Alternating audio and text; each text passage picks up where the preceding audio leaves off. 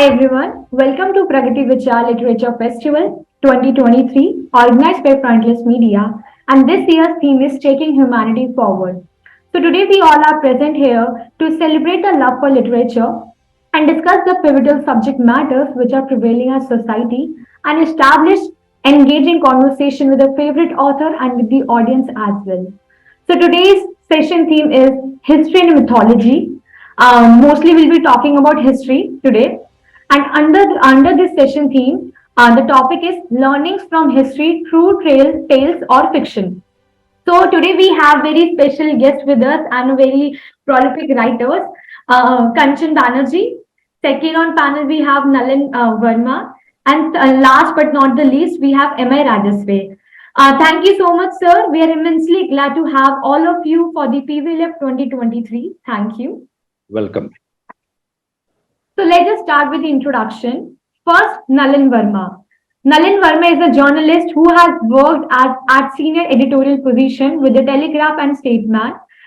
He started his career with the Hindustan Times in the late 1980s. He has extensively written on society, politics, and governance in Bihar for over 3 decades. Of late, he has shifted to teaching and research and is a visiting faculty at the lovely professional university Jalandhar, Punjab, and many other institutions of mass communication. He contributes to several national and international journals and digital media platforms. He is the co-author of the much acclaimed autobiography of Lalu Prasad Yadav, From Gopalganj to Raizana, My Political Journey. Thank you so much, Nalin sir. Oh, welcome. Second, we have Mr. Kanchan Banerjee. Kanchan Banerjee was born in a small village of West Bengal, India, where he had first-hand experience of the communist movements, including the rise of the left front and Naxalism. Later, he moved to the USA to study computer science. He is a yoga teacher and gives workshops and talks on yoga and integrated health. He is also an Ayurvedic enthusiast and believes in a natural way of living. He was the editor-in-chief of an international magazine and portal which called New Global Indian, which is started along with his wife, Hemati, in 2008. Thank you, Kanchan sir. And last but not the least on panel, we have Mr. M.I. Rajasve, awarded by the Uttar Pradesh Hindi Sansthan, born on 2nd June 1964 in the last village, Shamli district, Uttar Pradesh. M.A. Rajasvi started career during his school life. His first story, Pratishodh Ki Jwala, which was later titled Aag Ka Darya, was published in several magazines.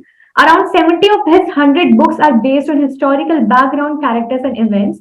And an earnest journalist, his writings involve philosophical analysis, deep thinking, and rational assessment. Rajasvi has worked as the editor of for the magazines Greh Shobha, Shubh India, and Haryana Heritage.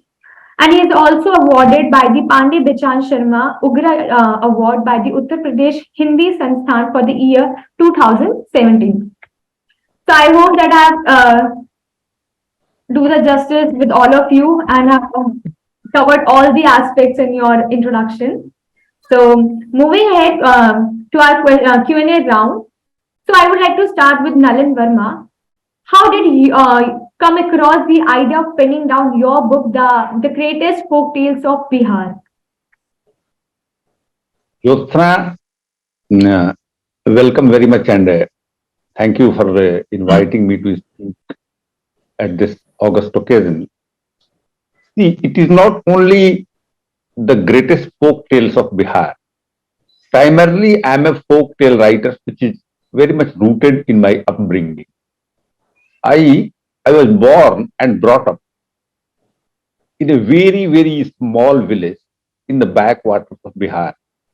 And I grew in that village, which had no roads, which had no schools, which had no electricity. And everyone lived on telling their story, right from my mother to my father to grandfather to grandmom, the neighbor, the Rahman Chacha, Dulai Chacha, and Patru Chaudhary. I still remember the name. They had a very fantastic stories to tell because they had no other source of entertainment. Entertainment, Jyotsna is the lifeblood of human society. If You eat food, you drink. Entertainment is as much important as all these things if you are a human being. So it was a community life. Every evening, you have to sit somewhere in a bonfire if it is a winter, chilly winter. Then people around. If you are a child, then there are specialists who will tell you the crab and the crane story. Huh. Some parrots story. They will start telling. So I grew in such an atmosphere that by the time when I was 10, 12, 12, 12, 13-year old, I myself had many stories in my mind. Incidentally or coincidentally, whatever you tell, I I was one of the first in the village who, I don't know how it happened, who went out of the village to study. Otherwise, nobody left that village. People used to, graze buffaloes, the cows, bathing in the pond and just enjoying the life, playing gulli danda and, and rural games. My father was a teacher and he taught me English when I was very young. Nobody was reading English. 90% people are illiterate in my village, but not my father. He wanted me to study, and he also taught me through telling the story. So I grew, and once I was out in the high school in intermediate, I started missing those ambience. Of course, I landed in big university. I did very well throughout. I used to top the university in intermediate at the +2 level. I broke the records. But the more I came to the city life, Delhi, Mumbai, Patna, the more I missed those ambience, which to me was my Oxford, because nowhere I found such fascinating stories that had helped me growing at that stage of my life. Incidentally, in 1980s, I became a journalist. At that time, journalism, Jyotsna, also you can't imagine, because it was not a broadcast era. It was typical newspaper era where writing was very important thing. So in writing, of course, I was a political journalist. I used to interact with the politician, the assembly, the parliament. But at that time, Lalu Prasad was the first person I interacted. He was an MLA at that time. I was a journalist, and his generation came across my generation of journalists. And he was from a village background, from the same background I belong to. We shared. I found in political journalism something which I had left at the village very long ago, and it was a continuity. Of course, while doing the journalism, I started gathering all these things. Okay, I will keep it, and this I will never forget. And while doing journalism, staying busy in journalism, I kept on writing whenever I felt free to these folk stories. It was written over the years. Of course, in 14, 15, I submitted to the literary agent and the publisher. But in my free time, like you sing a song, even if it is a bathroom singing, okay, you dance. In my free time, I used to either listen the story or write the story, which are not the part of journalism. And the collection became big enough, and then I wrote it. It came out from the Rupa, and after that, I have written many stories. Again, my book is coming out in April from the Om Books International. That is also a folklore from Bihar.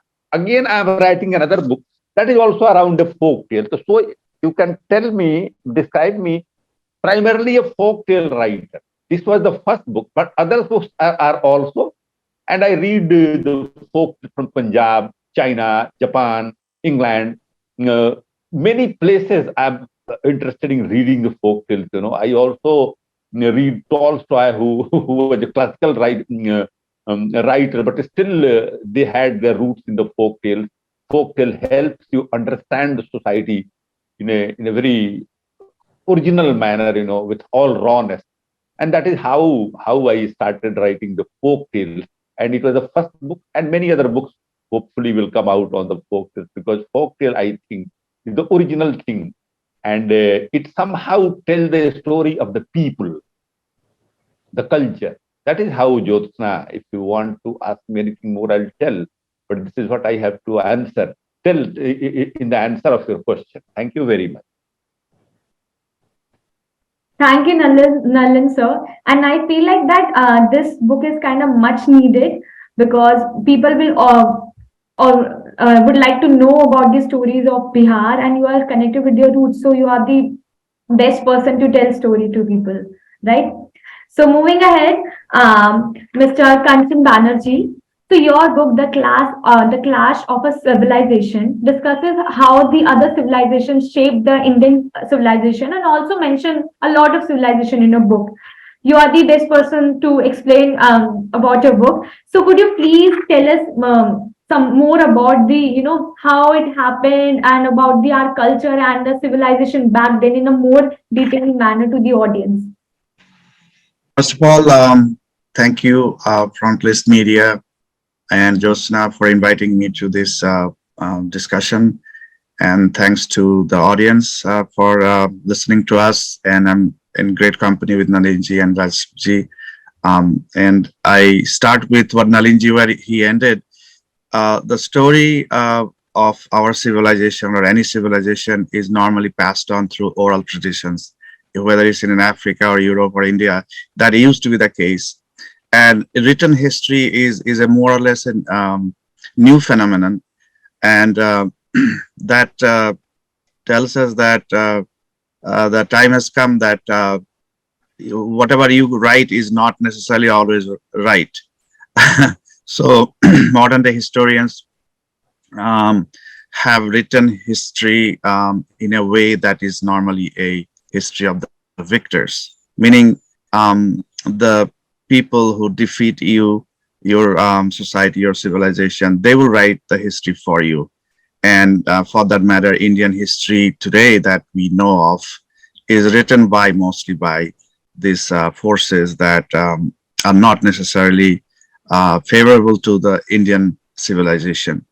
Um, I started writing this book as a curiosity to my questions from childhood that I heard stories in our history books that did not make sense. And always I had these questions.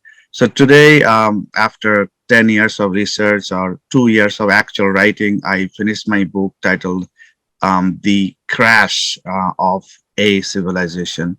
We all are familiar with Huntington's book hypothesis that there will be classes of among the civilizations, and we are seeing that. But in our case, it is not just class, but our civilization also has crashed, even physically. Our history goes back to the era of Ramayana and Mahabharata. We sometimes call them mythology, which is not right thing to do. I don't want to get into that. Even the Puranas are called mythologies. And actually, these are our history written in different way than what it is done today. As you know that many of the Europeans and Arabs, they have praised India, how India was in the past. But after the advent of the British colonists, and then later on the Marxists, our history has been completely corrupted. And I'll give you some examples. But before that, I want to quote Voltaire, was a French scholar, philosopher, and writer. He wrote this, and it is not written by an Indian, so it has some value. I am convinced that everything has come down to us from the banks of the Ganges. Astronomy, astrology, metaphysics. It is very important to note that some 2,500 years ago, at the least, Pythagoras went from Samos to Ganges to learn geometry. But he would certainly not have undertaken such a strange journey had the reputation of the Brahmins' science not been long established in Europe. So basically, in this modern civilization, several major pillars, whether it's mathematics, whether it's science, whether it's astronomy, metallurgy, chemistry, language, grammar, everywhere Indian people have built this modern civilization. Yet, India was attacked for only one reason, because it had wealth. everybody wanted to come to India to get India's wealth. And it started with the Shakas and the Hans, during the Gupta period, the golden period of India. Um, our GDP in the world, GDP indicates prosperity of a nation.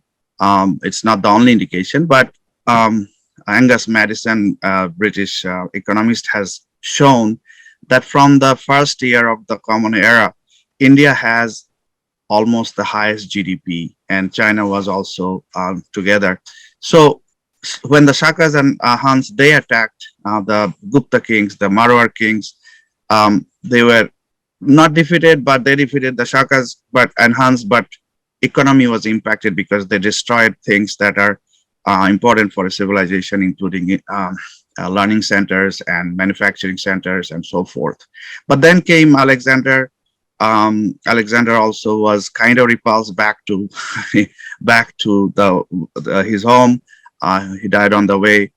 Um, Slowly, others started to come to India, mostly the Arab Turkic invaders, who actually did the maximum damage to our civilization. That includes the centers of learning.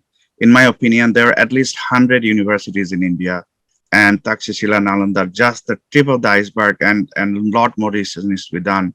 How many universities are there? As you know, in the modern civilization, the universities, the centers of learning, are centers of innovation. And when innovation happens, a lot of manufacturing happens, a lot of products are consumed by people, and export happen and trade happens. That was India. India's GDP was high because of that reason. So when the invaders came from the West, and they basically came with one motive at that time, was to loot India's wealth. All the mandirs, they broke 40,000 plus mandirs, and then universities, including Nalanda, Bikramshila. And I want to give an example how history has been corrupted. Even John Marshall, who was a famous British archaeologist, he asserts that Takshashila was destroyed by the Huns. But my research shows that it may not be true. I'm not 100% convinced yet, but it was probably Alexander himself destroyed Takshashila. And I have evidences of that I have it in the book also. So there are two ways to have a clash with this, people, like either ideological thoughts, philosophy, and or the actual physical clash.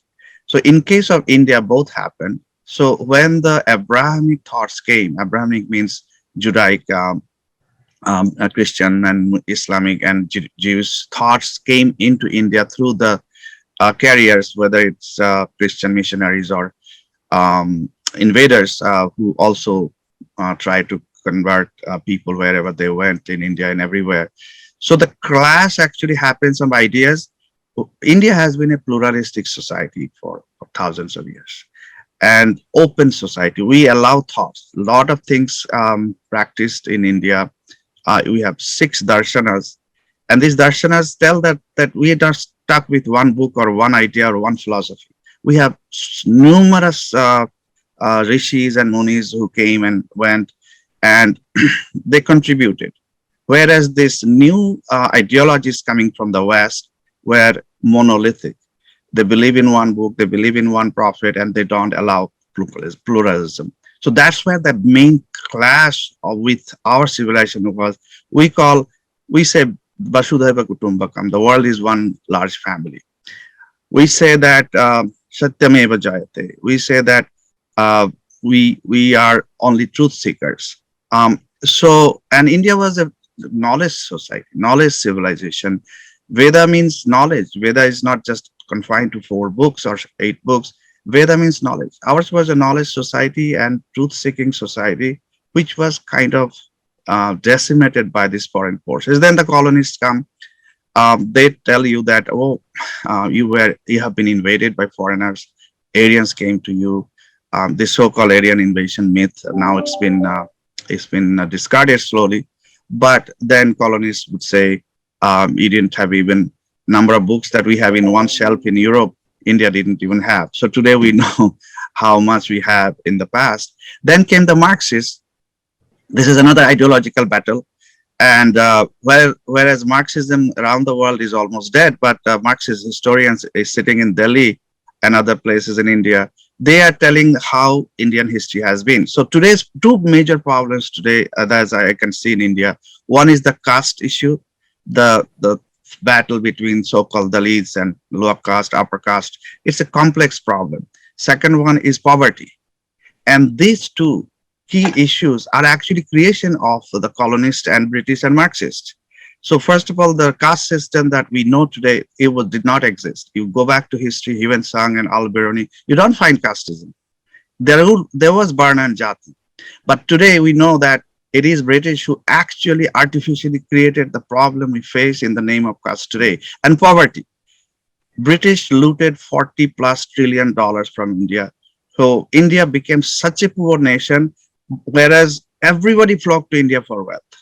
Even after the Mughal invasions and Mughal rule, India was still rich. It was not gone. So the whole industrial revolution of the West has been funded by India, but more specifically by Bengal and Tanjavur. The wealth that they looted from there, they invested in the industry. So, and yet our historians still today stuck in the past, and slowly it is coming out. So people like me, whose not field is not history, has to come and seek for truth and challenge the people with vested interests. So that's all I can say for now. And hopefully people will read the book and get more information. It's a 500 plus 572 pages book. A lot of information is there. So I don't want to take more time because I want to hear from other panelists as well. Thank you, Kanchan sir. And you have well interpreted your answer, I must say, that you have mentioned most of the things. So, Thank you. moving ahead, Rajasve sir. So, your book, Ashwathama Ki Amar Madi. So, could you please let us tell us that why did you choose this subject, Ashwathama, or are there any books that you have written as well on the same subject, Ashwathama? ज्योतिना sir ji, मैं ग्रामीण पृष्ठभूमि से आता हूँ और एक तरह से वहाँ की लाइफ, मेरे जो ग्रामीण एरिया है वहाँ की लाइफ मंदिर के शंखनाद, घंटे और मस्जिद की अजान से शुरू होती है एक तरह से। तो और हमारे बचपन से ही लेके ये देखिए रामायण का जो रामलीला होती थी, रामलीला ने हमें ये बताया कि कैसे भाई होते हैं, कैसे माता पिता होते हैं, और ये एक तरह से हमारे रोम रोम में बसी हुई है रामायण महाभारत की जो गाथाएं हैं, कथाएं हैं। और इन्होंने मुझे इतना इम्प्रेस किया कि इमेजिनेशन इतनी सक्सेस हो गई कि लिखने में बहुत सारी चीजें रामायण के बारे में, महाभारत के बारे में मैंने आगे चल के बहुत सारी किताबें लिखी इस बारे में। अच्छा, महाभारत में जो कैरेक्टर है अश्वत्थामा, ये एक ऐसा कैरेक्टर है जिसे अमरता का वरदान मिला हुआ है। और अमरता का वरदान भी ऐसे नहीं मिला कि जे बहुत बड़ी तप किया हो या जप किया हो या कुछ ऐसा किया हो, वो एक इस परिप्रेक्ष्य में मिला है। इन्होंने पांडव के पुत्रों का जो नरसंहार किया था, एक तरह से पांचों पुत्र थे, अर्जुन, भीम, युधिष्ठिर, नकुल, सहदेव के एक एक पुत्र थे उनके। तो उनके कारण से बच्चों के मारने की वजह से इन्हें सांप के तौर पे वरदान मिला था। सांप के तौर पे इन्हें अमरता का मिला था कि आप कष्ट भोगते रहेंगे सदा सदा के लिए। तो ये हमारी कल्चर में इस तरह से रचा बसा मामला है कि लोग इसके बारे में एक्साइटेड होते हैं पढ़ने के लिए, सुनने के लिए, जानने के लिए।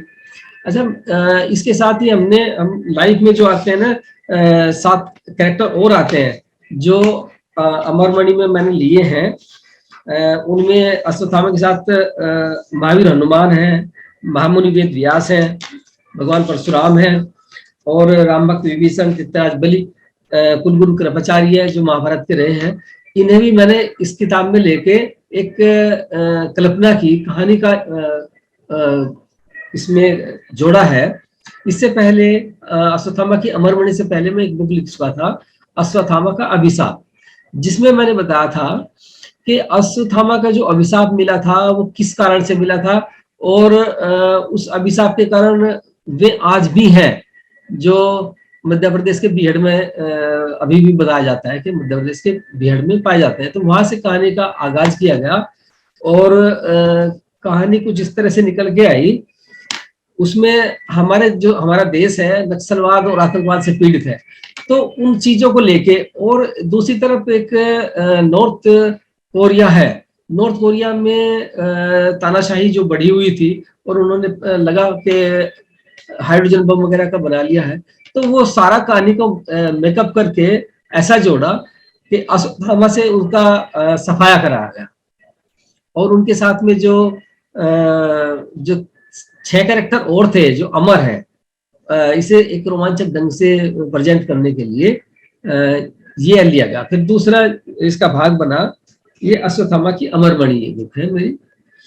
तो इसमें दरअसल जो फिल वक्त में भी चला हुआ है, और 2019 में कोरोना का मामला चला था, तो कोरोना से बहुत सारे पॉजिटिव हुए और बहुत सारे डेथ हुई है, और ये चीजें जो सामने आई है, तो इसमें कोरोना कैसे सामने आया और कोरोना पे जो अमर कैरेक्टर है, 7 अमर कैरेक्टर मैंने जो बताए हैं, ये कैसे कैसे किस तरीके से काम करते हैं, और अमरमणि का क्या रोल रहा इसमें।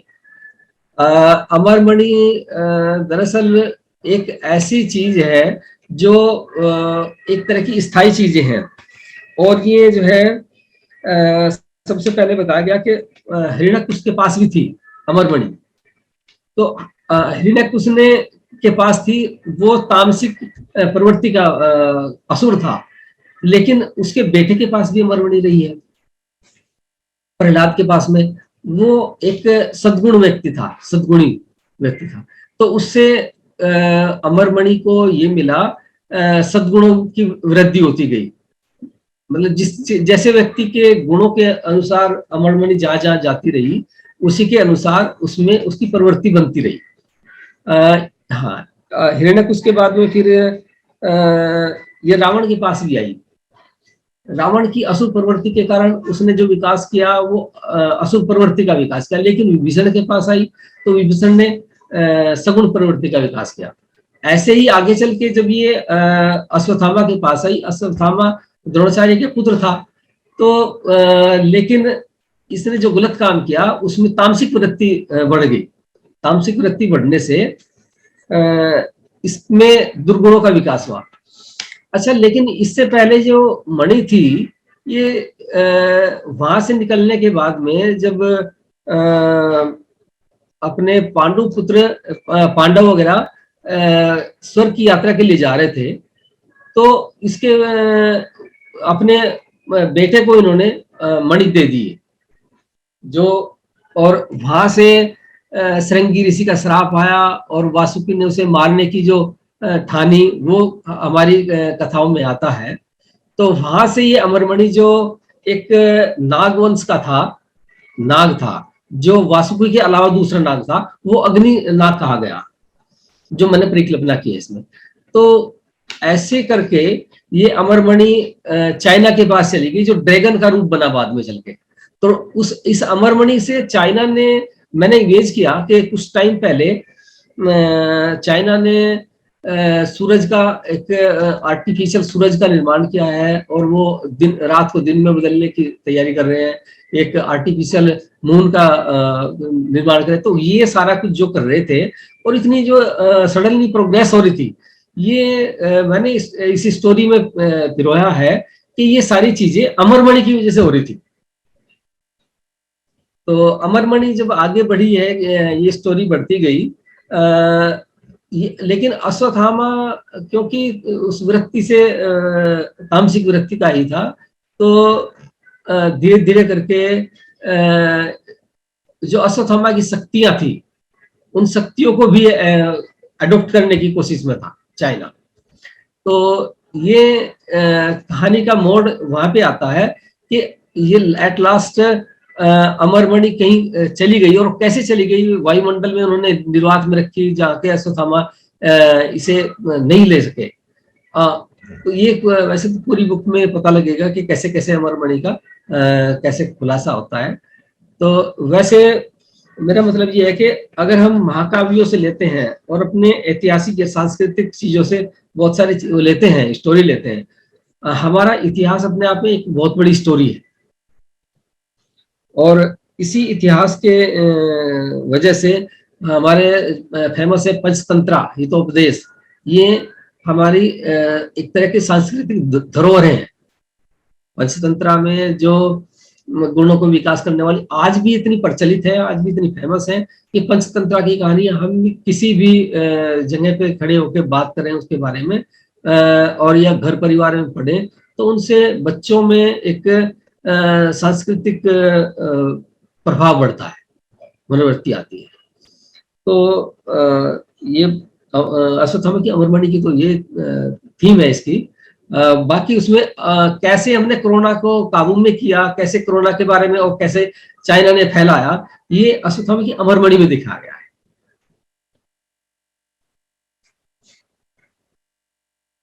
Thank you so much, Rajasve sir. You know, your book is very amazing that you have mentioned each and every aspect and, relate to the corona. So, yeah, it's something very different. And also, I would request you all that please keep your answers short because we are running short on time because we have took too much time in our first question. So, moving ahead, how affected have the attempts of new age storytellers and historians bring back attention to the history that was lost in time? So I would like to start with Nalin sir. Just repeat the question, Jyotsna. How effective have the attempts of new age storytellers and historians been to bring attention back to the history that was lost in the time? See, to me, history is a technical subject, you know, and the mythology, Puranas, Kanchan ji can speak on that very well because he is a historian. But what I tell that today, history is such a subject. Everyone is speaking about the history. And everything is being described as a history. And history, to me, like politicians who have never studied history, who have nothing to do with the history. But if someone is using history for a political end, that is not nice. History is history. Leave it. There are many schools, various schools of the history, and it has a very defined way of writing the thing. Purana has, they are very important. Scriptures are very important. Upanishads are very important. A great panelist told you about the Ashwatthama. How interesting, interesting character is. Ashwatthama character is a very interesting character. Let it be Ashwatthama and see it in the light of that character. Vishnu Pitama or Ravan. He mentioned. So leave Ravan at that. Why do you want to prove his historical figure? Mythology itself is a very important, a very entertaining thing, educative also, like folk tales. If you see, he talked about Panchtantra. In a way, it is a historical thing because it was written in some time frame of the history. But why do you want to prove that a crab who figured in that, or an ox who was there, a tiger is there, he was a historical figure? See, allegory and imagery is there. The symbols are chosen to tell a story. So leave the symbol as symbol, and when it comes to writing the story, writing the history, then the proper historians, the way no politicians or no one else, I don't delve in the mathematics, nobody talks about the physics, nobody talks about the geography and metaphysics also. Why history should be such a subject? Everyone is talking about the history. A politician, a street person, he started telling, oh, so and so have misinterpreted our history, and I'm doing some good to the good history. History is being written. We are bringing out the ancient glory that India was. How do you know that it was a glory or it was a rubbish? Have you studied the history? You talk about the future and what you have to do. The politician's work is to focus on what he is going to do instead of the vote he is getting. getting. He is not mandated to write the history and speak on the history. Historians are. So this today, lot of talk about the history is being done. This I don't approve. Leave Purana as a Purana. Leave the saint as a saint. Enjoy Ashwatthama itself. He is a great person. Enjoy Raman. Enjoy the Ramatva and Rama. Why do you want to prove that Ram was a historical person? Leave it on the historians to prove it. So this I have to tell. Both are interesting, both are important subjects, but there should be a separation. History is history, Purana is Purana, mythology is mythology, and in that perspective, it should be seen. Jyotsna, thank you very much.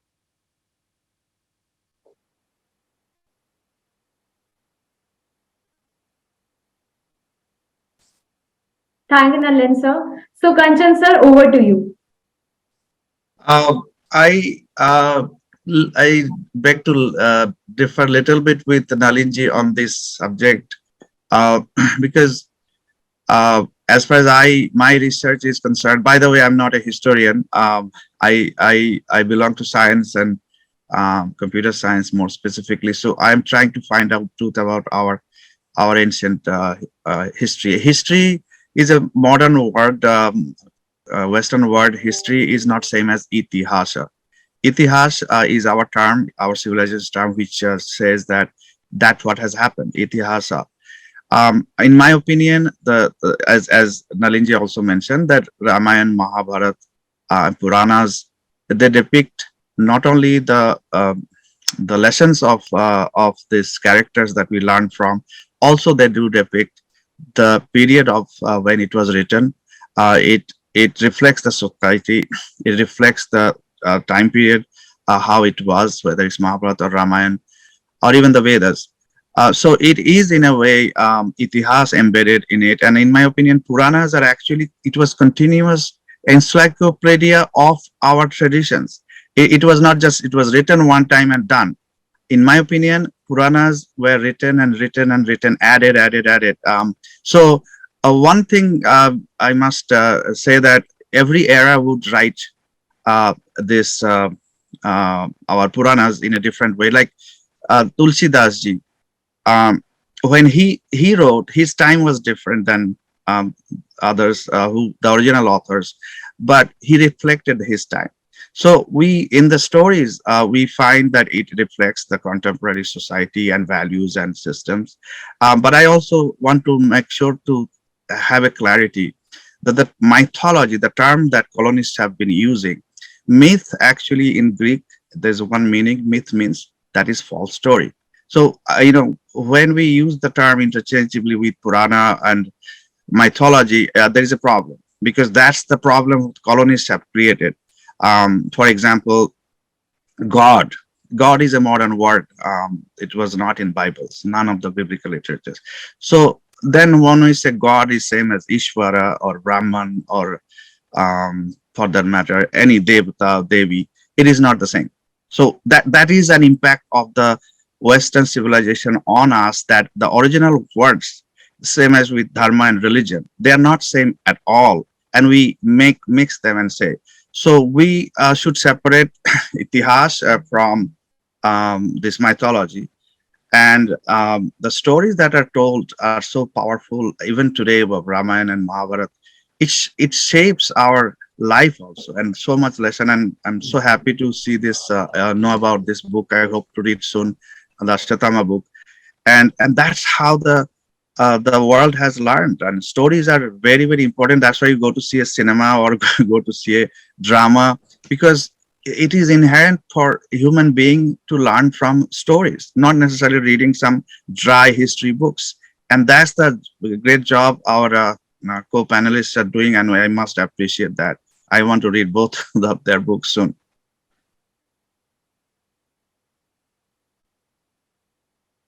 Okay. Thank you so much, Kanchan sir. So, Rajasve sir, your thoughts. So, do you want me to? How effective have the attempts of New Age storytellers and historians been to bring attention back to the history that was lost in time? दरअसल history एक ऐसा subject है अपने आप में हमारा जो आज के बाद में जो टाइम बीत गया वो एक तरह का इतिहास ही बन गया। अगर हम इसे सही परिप्रेक्ष्य में लेंगे तो ये आने वाली पीढ़ी के लिए बड़ा लाभकारी होगा, और अगर हम इसे गलत परिप्रेक्ष्य में लेंगे तो ये एक तरह का हमारे लिए बड़ा हानिकारक होगा। तो हमें ये चाहिए कि जो हम इतिहास से लेते हैं और इतिहास की अच्छी चीजों को लें और उनको अपनी आने वाली पीढ़ी को हम एक मैसेज के तौर पे दें, तो मुझे लगता है कि पीढ़ी हमारी मैसेज ले पाएगी।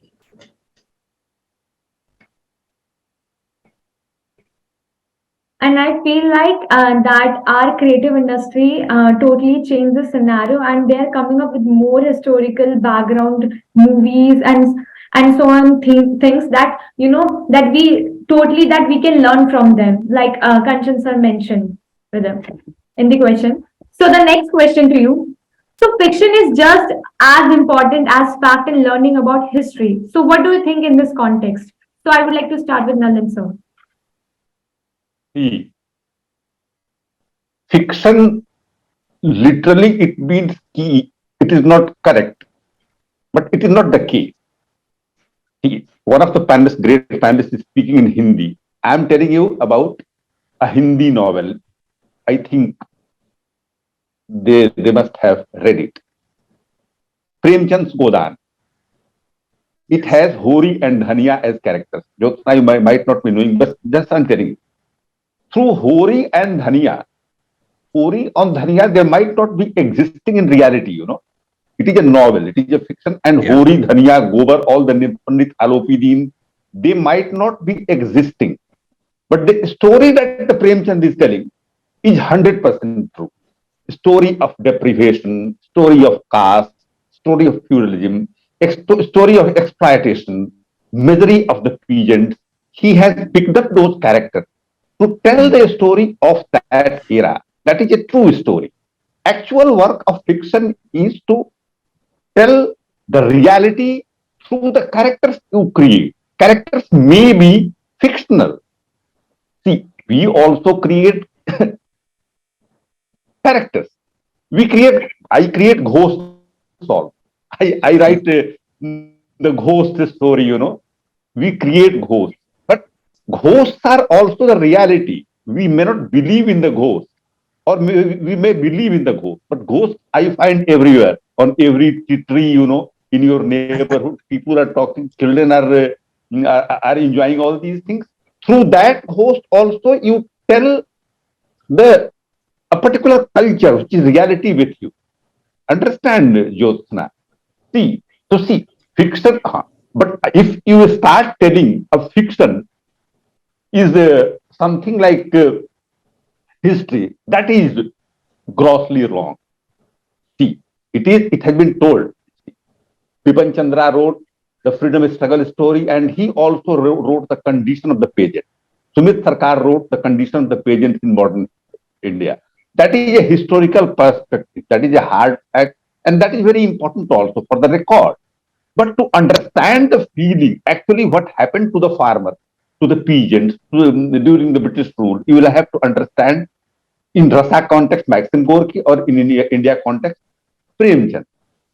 Okay, so what I want to tell that just keep in the defined limit. Fiction is fiction, which tell the reality through the characters that you create, and history is history that is based on the references, hard facts, letters, archival materials, and a particular way of writing. This is the difference, and we should treat it that way. Thank you very much. Thank you, Nalin sir. So, Mr. Kanchan sir, what's your take on this? Um, I, you mean the impact of storytelling and fiction? That's the question, right? Actually, I was saying that fiction is also important, but there is a line between fiction and fact when we are stating the history, right? Right, right. Yeah. Yeah. So I fully agree with Nalinji, that we learn so much from fictions, and it does reflect the reality in a different way, and it attracts our human attention if it is in a story form. For example, in my book, actually, when I was writing, it was they so much reference, so much information, and I said, people are going to be bored. Who is going to read it? And plus, so 500 plus pages. I found that it is better that I also tell stories, and I attempted in every chapter I start with a story, and that's in a way imaginative story. Even though I am bringing historical facts, for example, the story of the judgment seat of Vikramaditya. So this cowherd suddenly finds out a mount, and whatever judgment he would give from sitting on that, it would be perfect judgment. Whether Vikramaditya existed or Vikramaditya judgment sheet was or the story is correct, that's not important. Important is that it tells that there was a civilization in India. It had a system of justice that was available to all. On the other hand, I have another story I have created myself. It's not from any sources, like Chengiz Khan, who's not most notorious, one of the historical person. How do we start his? How do I tell who he was? So I studied whatever available sources are. Then I made a story how his childhood was, how he got married, and how he started to invade other countries. So that then connects people. Oh, look at this guy who is one of the most notorious persons in history, how he started his life and what happened to him. So storytelling is very important, and fiction more importantly. That I'm not a fiction writer, but I read fictions, and I appreciate a lot of this storytelling. Recently, I think Amish Tripathi, I've read some of his work, is reworking on the Mahakavyas and the Puranas, and I appreciate that. For the new generation, you need to actually reflect the current society in the fictions, and that's the purpose and role of the writers to do that.